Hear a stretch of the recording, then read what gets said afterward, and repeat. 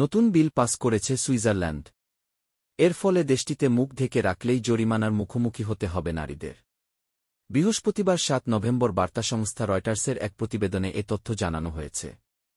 বুধবার দেশটির সরকার জানিয়েছে, পাবলিক স্পেসে মুখ ঢেকে রাখার বা বোরখা পরার একটি বিতর্কিত বিল পাস করা হয়েছে। আগামী ১ জানুয়ারি থেকে এটি কার্যকর হবে। ফলে পাবলিক প্লেসে নারীরা বোরকা বা মুখ ঢেকে রাখতে পারবেন না। আরও বলা হয়, ২০২১ সালে সুইজারল্যান্ডে অনুষ্ঠিত একটি গণভোটে দেশটির জনগণ বোরকা পরিধান নিষিদ্ধ করার পক্ষে রায় দিয়েছিল। পরে এ সিদ্ধান্তের ভিত্তিতে সুইজারল্যান্ডে বোরকার ওপর নিষেধাজ্ঞা আরোপ করে আইন পাস করা হয়। এদিকে বোরকার ওপর নিষেধাজ্ঞা নিয়ে মুসলিম সংগঠনগুলো কঠোর সমালোচনা করেছে। এ আইন সেই একই গোষ্ঠীর উদ্যোগে চালু করা হয়েছে, যারা ৯ সালে নতুন মিনার নির্মাণের ওপর নিষেধাজ্ঞা আরোপের পক্ষে ছিল।